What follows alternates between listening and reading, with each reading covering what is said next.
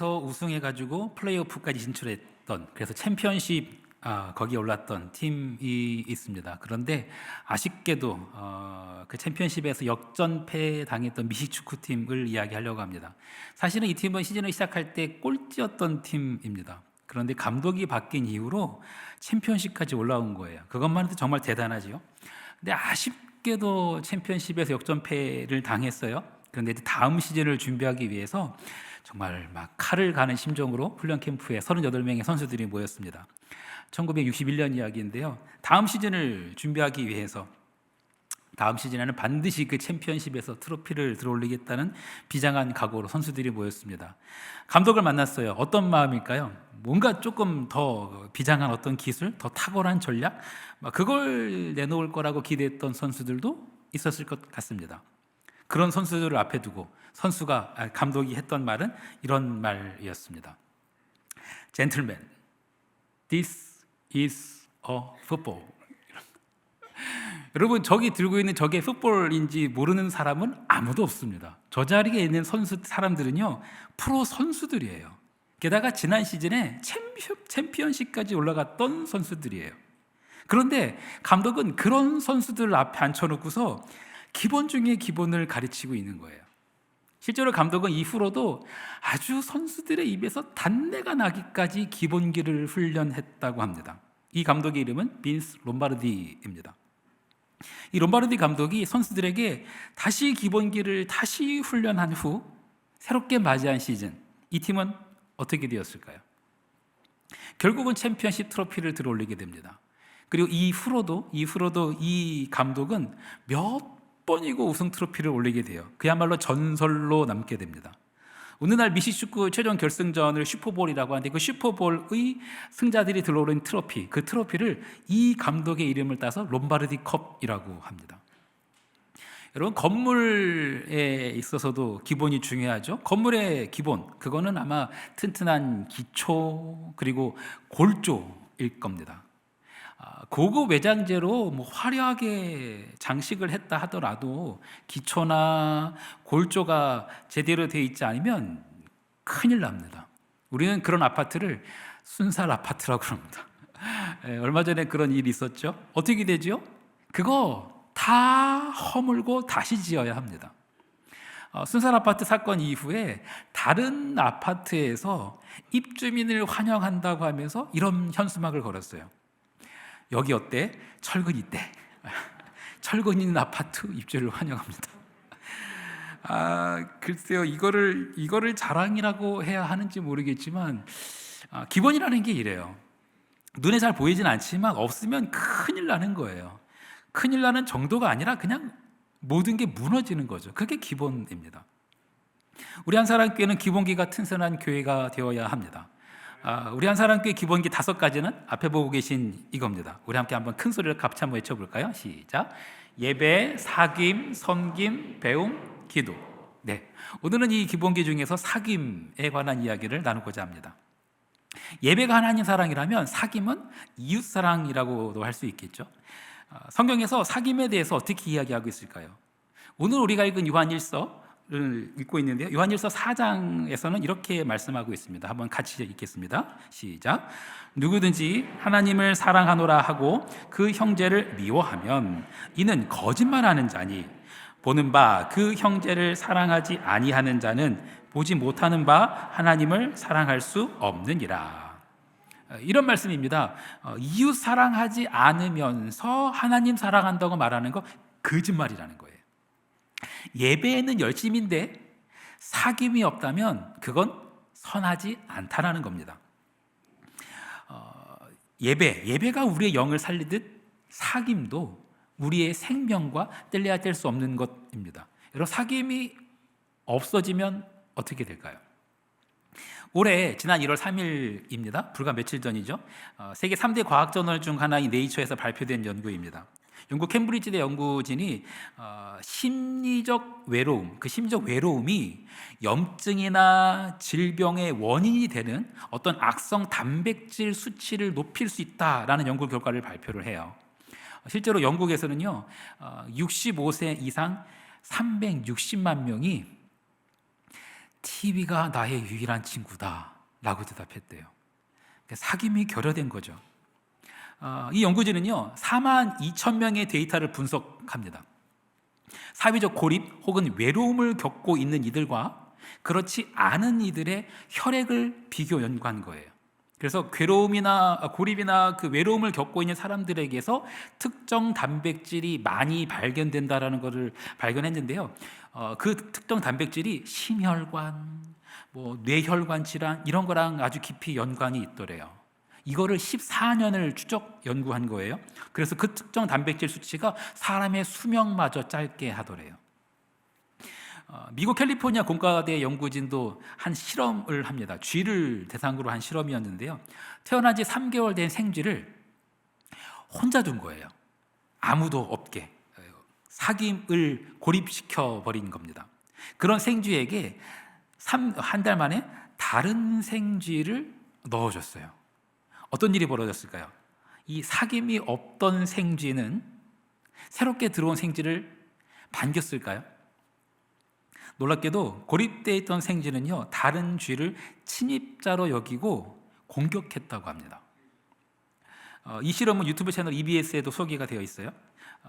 고립되고 소외당한 사람의 뇌를 기능성 자기 공명 영상 fMRI라고 하는데 이걸로 촬영을 해봤대요. 그랬더니 그 사람의 전두엽의 어느 특정 부위가 활성화되더래요. 그런데 그 부위가 어떤 부위냐면은 사람이 물리적으로 통증을 느낄 때, 그럴 때 활성화되는 영역이래요. 여러분, 외로움, 이 사귐의 결여, 이게요 우리에게 물리적 통증과 같은 충격을 줘요. 사귐이 없다면 우리의 몸에도 우리의 뇌에도 선하지 않은 영향이 발생하는 겁니다. 해가 바뀌면서 새해가 되면서 달라지는 것들이 많이 있겠습니다만 서울시 차원에서도 달라지는 게 있어요. 어떤 거냐면요, 외로움, 고립, 은둔 이런 걸로 어려워하는 사람이 전화 한 통하면은 상담해주고 서비스까지 연계해주는 24시간 상담 콜센터를 운영한대요. 이름하여서 외로움 안녕 120이래요. 120 누르시면 돼요. 여러분 어떤가요? 오늘날 전 세계가 어떻게 하면 건강하고 선한 사귐을 누릴 수 있을지 몸부림치고 있는 거예요. 사귐은 선택이 아니라 필수이고 생명입니다. 어떠십니까? 여러분은 잘 사귀고 계십니까? 우리가 함께 읽은 요한일서에서는요 우리 안에 사귐이 있게 하려고 이 서신을 쓰고 있대요. 성경은 온통 사귐의 이야기로 가득 차 있습니다. 하나님과의 사귐, 그리고 이웃과의 선한 사귐 말입니다. 특별히 요한일서는요 이 서신을 시작하면서 이렇게 시작을 해요. 태초부터 있었던 생명의 말씀에 관하여는, 이러면서 이 편지를 시작을 합니다. 그래서 우리는요 성경에서 등장하는 첫 이야기, 첫 사귐에 대해서 좀 살펴보고자 합니다. 하나님께서 세상을 창조하시면서 날마다 보기 좋았더라 라고 하세요.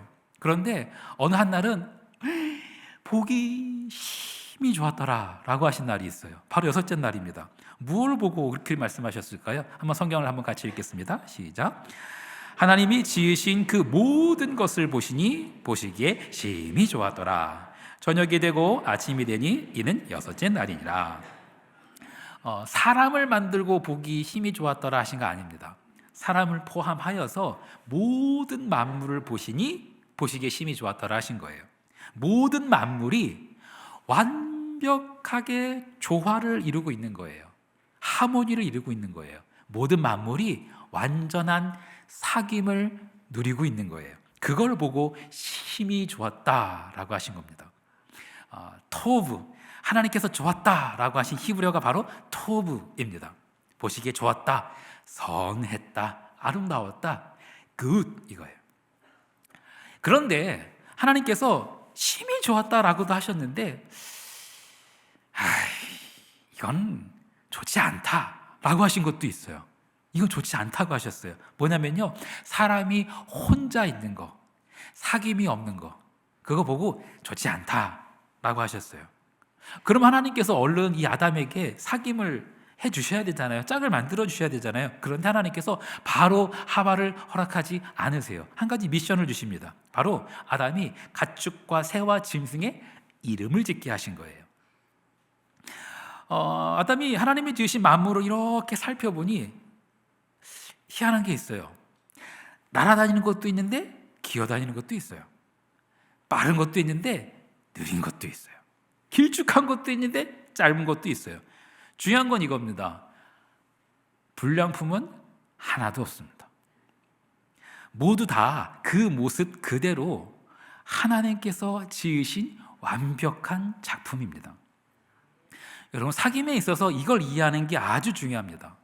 여러분, 사람도 마찬가지 아닙니까? 사람도 보면요, 날아다니는 사람이 있고요, 기어다니는 사람이 있어요. 느린 사람도 있고 빠른 사람도 있어요. 길쭉하게 생긴 사람도 있고 짤딱막하게 생긴 사람도 있어요. 중요한 건 이겁니다. 다 하나님의 작품입니다. 우리 선생님들, 교회 학교에서 만나게 될 우리 아이들 역시 모두 하나님의 완벽한 작품입니다.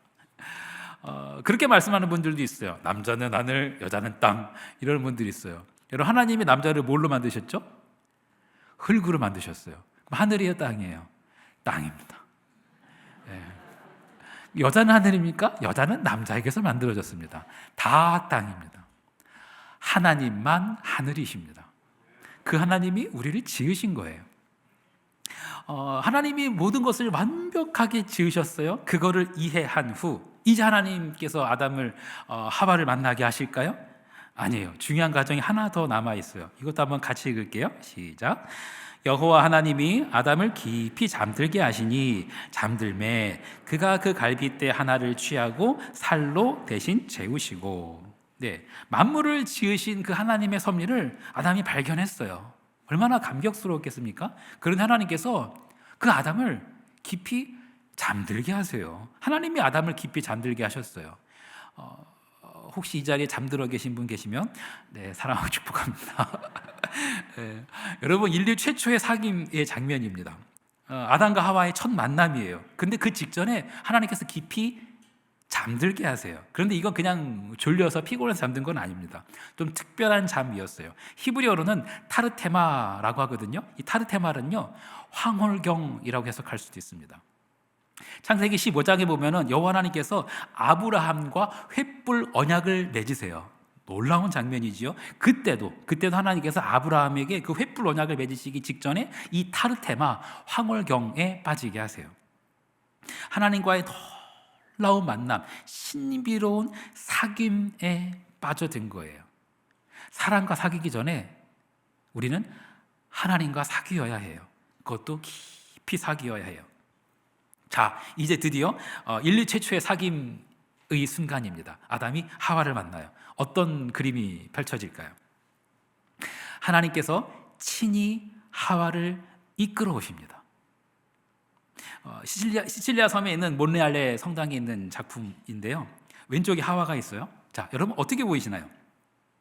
결혼식장에서 신부가 그 아빠의 손을 살포시 잡고 이렇게 이끌려 오는 모습 같지 않습니까?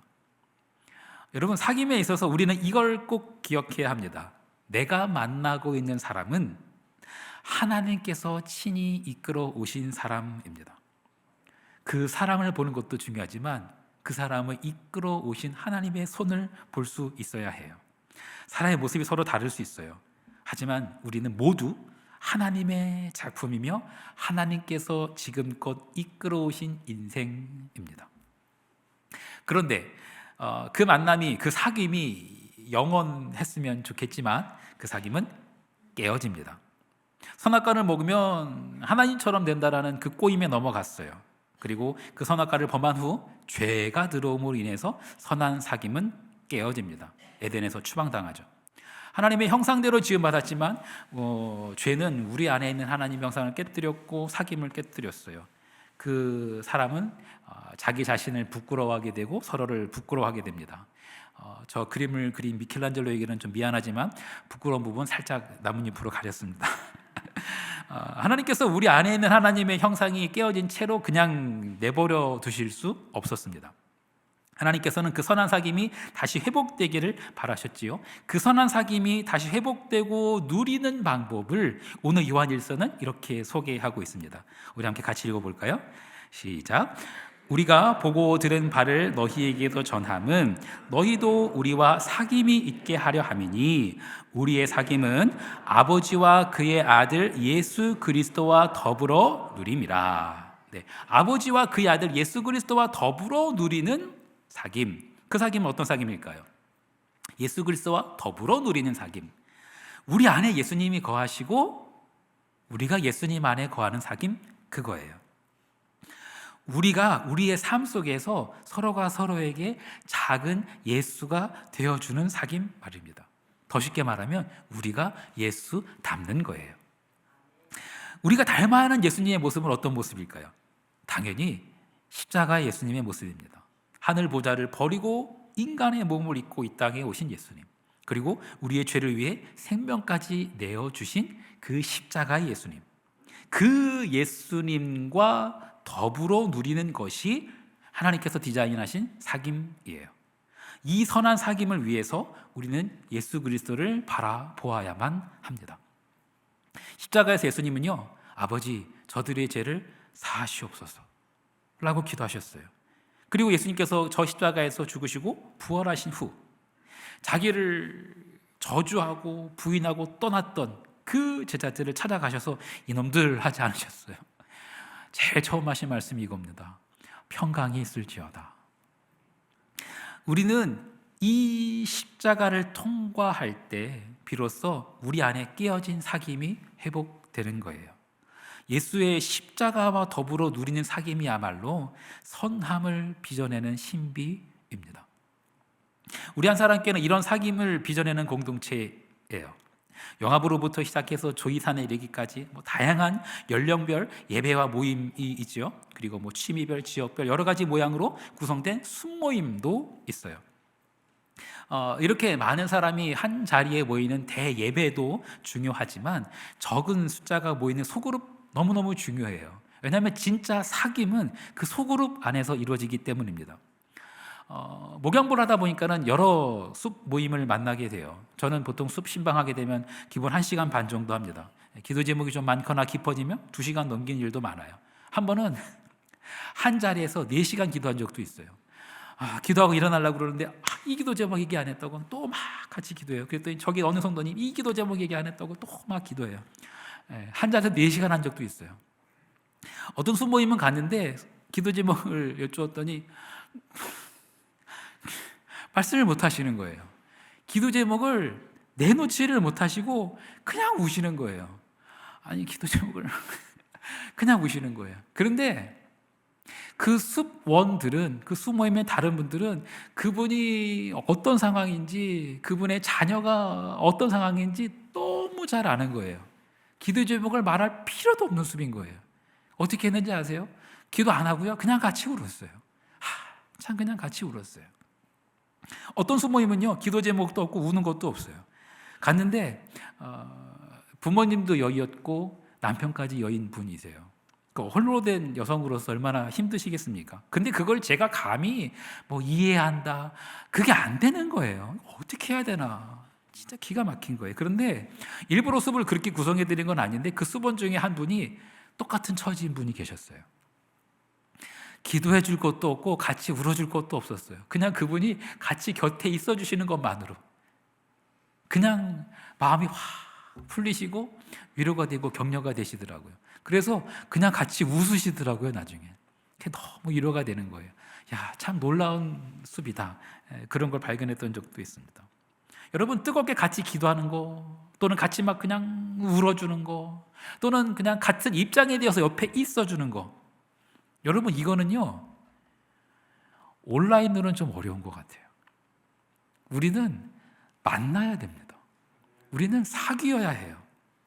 우리 선생님들 아이들에게 성경을 가르치는 거 너무너무 중요하지만 열심히 만나고 사귀어야 합니다. 그리스도 안에서 이런 사귐은 꼭 필요하다라는 거를 인정하기는 하지만 여전히 부담스럽게 여기는 분들 계세요. 혹시라도 나를 잘 알지도 못하면서 너무 쉽게 함부로 판단하거나 또는 내 모습을 있는 모습 그대로 받아주지 않을까봐, 그래서 상처받을까봐 염려되는 분들 계세요. 당연히 그럴 수 있지요. 실제로 그런 사례들이 있기도 하고요. 그러나 저는 선하신 하나님을 믿습니다. 그리고 그 선하신 하나님께서 그리스도와 더불어 우리를 선하게 빚어가고 계심을 믿습니다.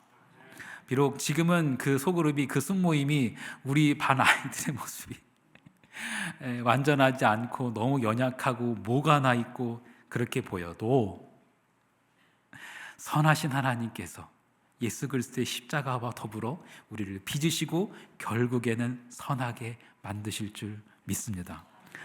그래서 이 사귐이 예수 그리스도 안에서 하나님의 선함을 빚어내는 신비라고 저는 말씀드리고 싶어요. 사랑하는 성도 여러분, 사귐, 선함을 빚어내는 그 신비에 여러분을 초대합니다. 마음의 빗장을 푸십시오. 먼저 예수 그리스도의 십자가를 가슴에 깊이 품으시고, 그리고 그 십자가 사랑으로 우리는 서로를 품어야 합니다. 그때 우리 안에 놀라운 신비가 펼쳐질 거예요. 그 사귐이 우리를 살립니다. 하나님께서 순모임을 비롯한 우리 한 사람께 모든 소그룹을 하나님의 선함으로 빚어가시기를 간절히 축원합니다.